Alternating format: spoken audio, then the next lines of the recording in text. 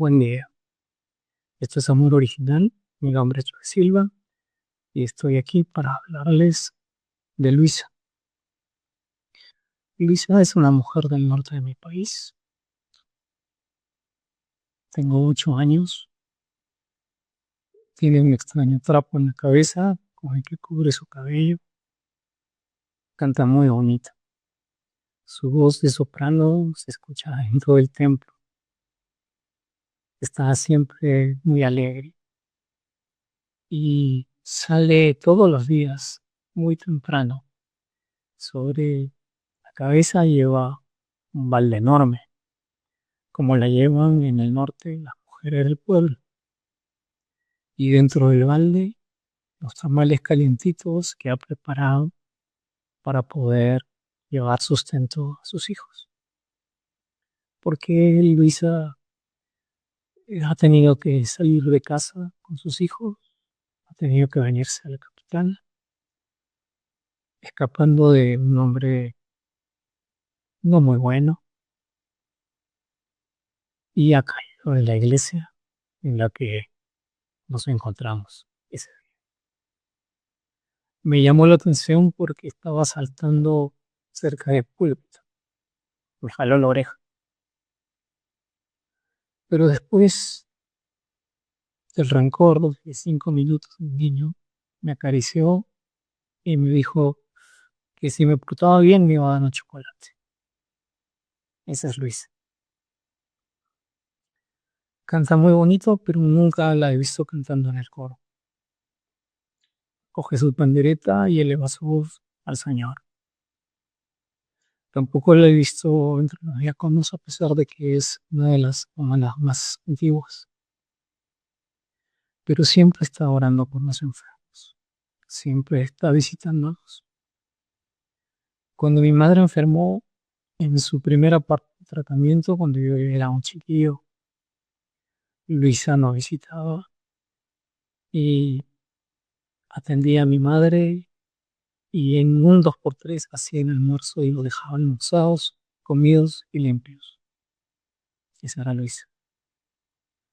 A las 5 tenía que volver a salir para vender tamales para la hora de la cena.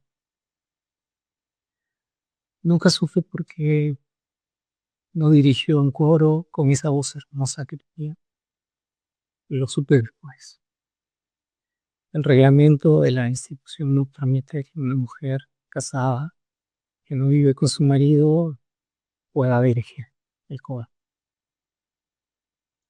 Pero el eso no me importó nunca, porque ella cantaba. Cantaba en la calle, cantaba en los mercados, cantaba con sus amigos, cantaba con nosotros. Y siempre levantaba su voz de soprano. Toda la gente la miraba, sonreía, con una sonrisa maravillosa.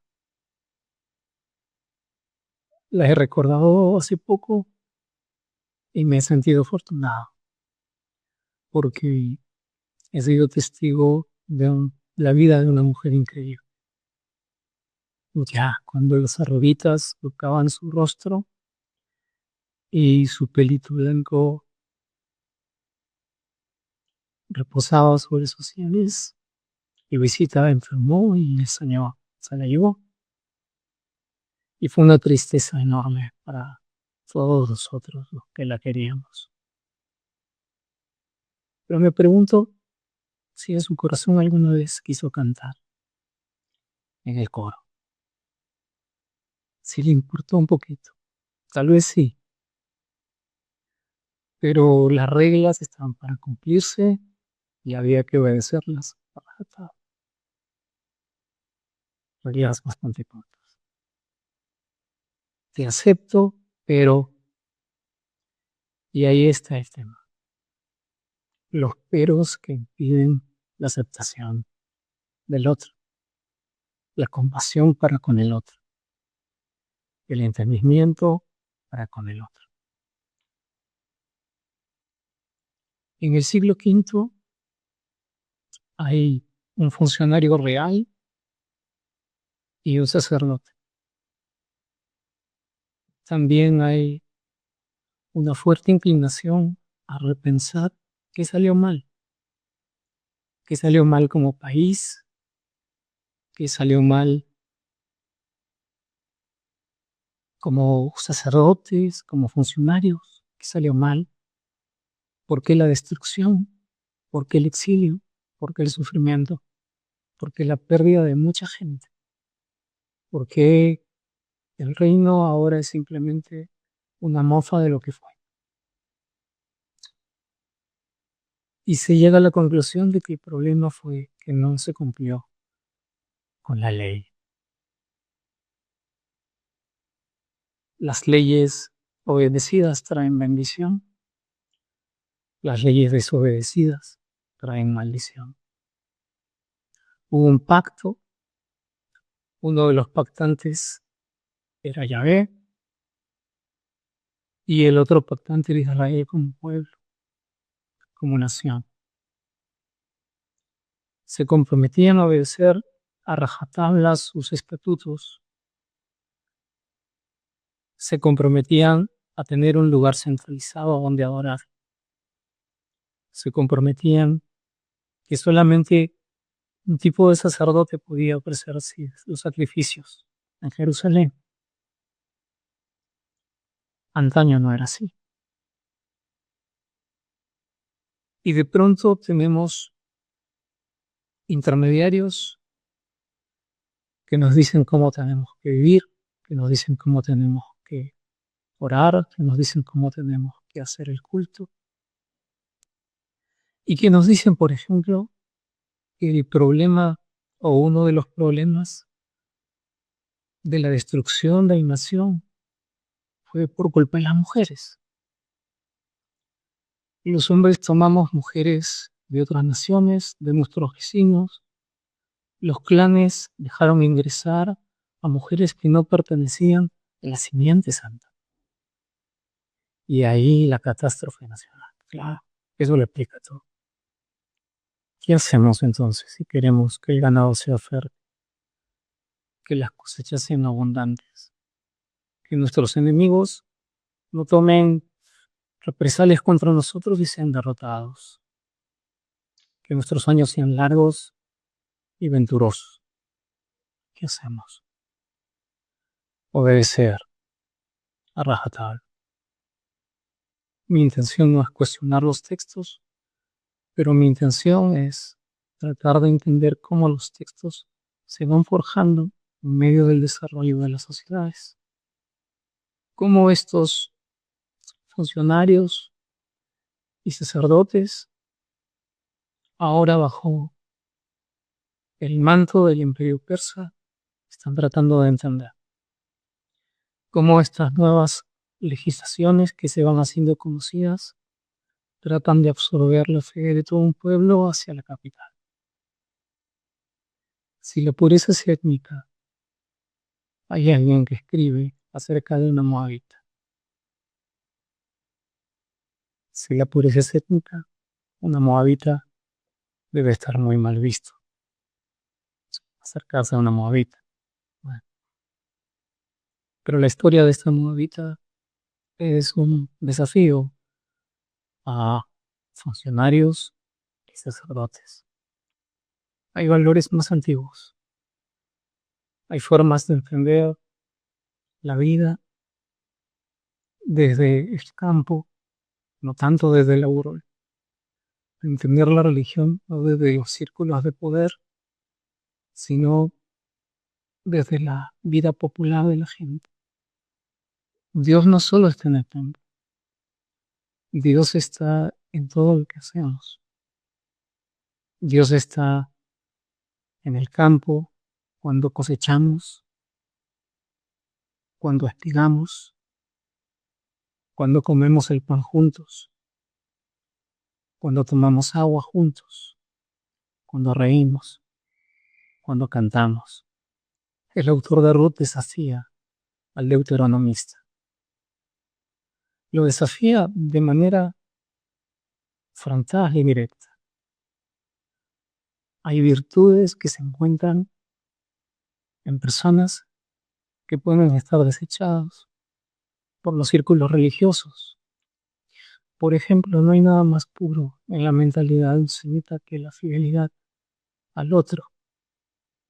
Y esta muchacha está diciendo, no te voy a dejar, iré contigo a donde quiera que vayas. Tu pueblo será mi pueblo, tu Dios será mi Dios. Donde estés, allí estaré contigo.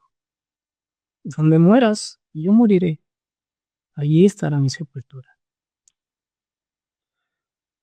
Una fidelidad a prueba de todo.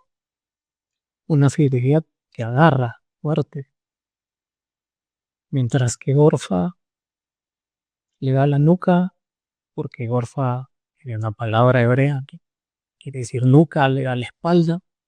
Acá el autor juega con los nombres. Ruth se aferra a Noemi. Y este es un valor enorme dentro de las sociedades y de los clanes judíos. Una moabita detestada por su nacionalidad, por su etnia, por su sangre, pero presentando uno de los valores más grandes dentro de la sociedad, dentro de Israel, a la mujer fiel. Y fiel a su familia. Noemí la llama hija mía, aun cuando el texto sigue diciendo que es moabita, ella la llama hija mía, porque Noemí ve en Ruth algo que los líderes religiosos no verían en una mujer.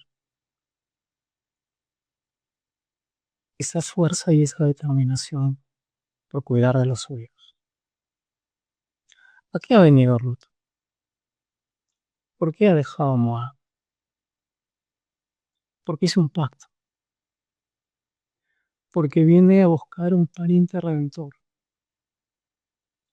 Para que no se borre el nombre de la familia de Elimelech, de la tierra. Esta tradición tan arraigada, tan antigua, esta muchacha la va a respetar y la va a guardar. Otro tipo de pureza. Una pureza que no viene por ser de un determinado país, sino por guardar las tradiciones de los ancestros. Ese tipo de pureza tiene Ruth. El otro personaje que me llama la atención es Boaz. Se dice que él es un pariente conocido. El término es modá y se le describe como Gibor Chayil. Gibor Chayil se podría traducir como un héroe poderoso si fuéramos literales, pero las traducciones tienden a traducir como rico y prominente, rico y famoso, etcétera, etcétera.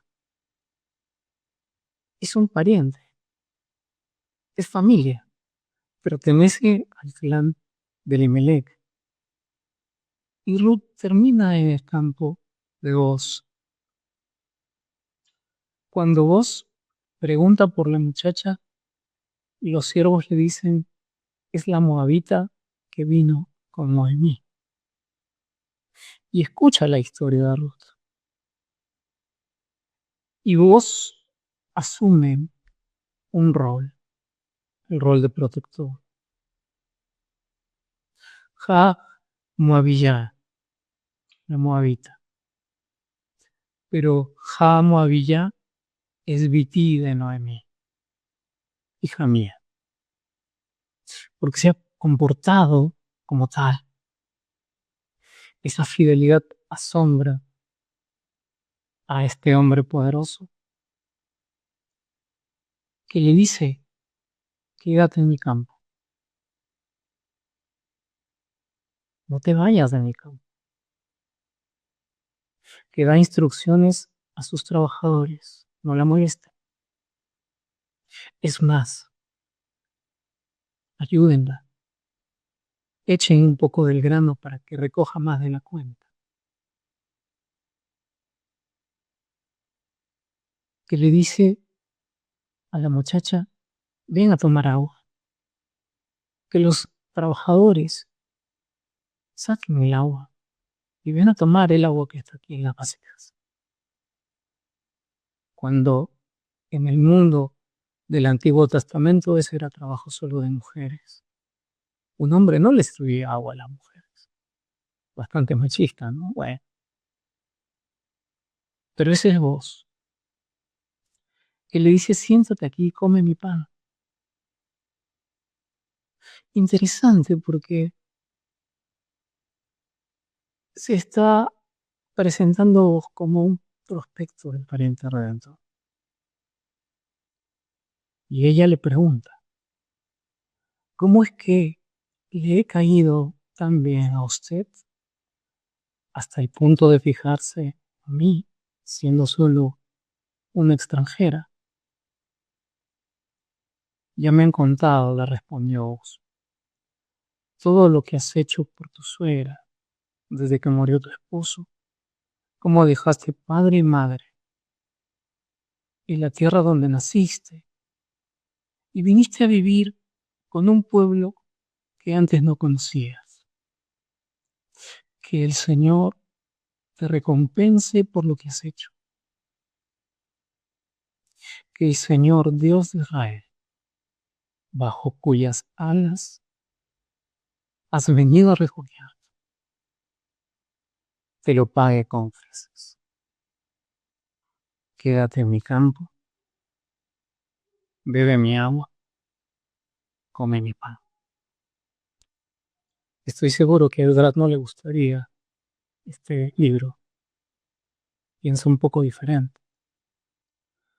Pero el autor va construyendo un personaje sumamente interesante, con valores arraigados desde siempre en estas comunidades agrícolas. Y Ruth trilla con las muchachas de voz. Es una moabita entre israelitas, pero poco a poco el campo de voz se va convirtiendo en el campo de Ruth y va transformando su identidad.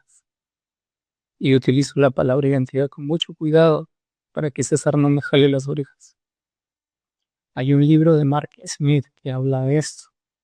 Se llama Familia y Pacto en Ruth. Cómo el campo de Moab se convierte en el campo de Elimelech y luego en el campo de Boz. Uno es quien es también por el lugar donde está, también por el lugar donde crece, también por el lugar donde labora y donde encuentra sustento. Qué bello saber que Dios no solamente está en el templo, entre sacerdotes y matarifes, que también está en el campo, en la espiga, porque Dios es Dios de la vida. Y el Dios de vida ve la fidelidad, reconoce al protector, al que protege al débil, ensalza a quien se humilla y humilla al que se ensalza. El libro de Ruth prosigue, no es mi intención abarcarlo, es más, simplemente estoy haciendo pequeñas reflexiones viendo el contraste en la época en que se escribe. El escritor de Ruth está tratando de decirnos algo y yo les invito a que ustedes puedan leer el libro con tranquilidad en casa, asumiendo el rol de presentar a una moabita que va a cumplir su deber. ¿Y cuál es su deber? En el capítulo 3, Noemí hace de Celestina. La idea es que con sus mejores prendas, Ruth se convierta en un arma de seducción fatal, en una femme fatal.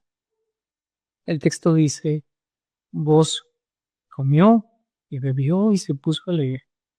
Luego se fue a dormir detrás del montón de grama, tenían que cuidarle el grano. Más tarde Ruth se acercó sigilosamente. Acá entra un eufemismo muy hebreo. Le destapó los pies, que es sinónimo de desnudez, y se acostó allí. A medianoche Boaz se despertó sobresaltado y al darse vuelta descubrió que había una mujer acostada a sus pies. Acostarse en los pies es una figura que implica sumisión. ¿Quién eres?, le preguntó. Soy Ruth, tu sierva. Extiende sobre mí el borde de tu manto, es decir, en señal de propiedad. Recuerden que estamos en una época donde las mujeres son propiedad de los hombres, ya que usted es un pariente que me puede redimir. Que el Señor te bendiga, hija mía. Esta nueva muestra de lealtad de tu parte supera la anterior, ya que no has ido en busca de hombres jóvenes. Eso implica que vos no eras muy joven. Sean ricos o pobres. Y ahora, hija mía, no tengas miedo. Haré por ti todo lo que me has pedido. Todo mi pueblo sabe que eres una mujer ejemplar. Ahora bien, aunque es cierto que soy un pariente que puede redimirte, hay otro más cercano que yo. Quédate aquí esta noche. Mañana, si él quiere redimirte, está bien que lo haga. Pero si no está dispuesto a hacerlo, tan cierto como que el Señor vive, te juro que yo te redimiré. Noten también que la oscuridad del granero está haciendo un guiño a la oscuridad de la cueva donde Lot fue embriagado por sus hijas. Justamente aquel acto que no es un acto histórico, sino que muchos entienden que es un relato que busca desprestigiar y desmerecer a los pueblos Amón y Moab, que eran enemigos de Israel. Pues bien, en este caso, en el caso de Ruth, ella termina acostada a los pies. No hay engaño, hay una solicitud, porque hay un deber del pariente redentor de levantar el nombre del fallecido, para que no se pierda la herencia de esa persona, ni su nombre sea borrado del clan familiar. Y aún siendo moabita, está siendo fiel a la familia y al clan. Por cierto, si se dan cuenta, no aparece por ningún lado de este relato un ativo a prohibición alguna de un matrimonio con una mujer extranjera. El libro empieza con la frase: esto pasó en los tiempos en que los jueces gobernaban el país, como si el autor del libro de Ruth, o los autores, o la autora del libro de Ruth, nos miraran y nos hicieran un guiño, como diciéndonos las prohibiciones deuteronómicas no estaban en esta época, pero sí estaba el derecho consuetudinario, tradicional, ancestral,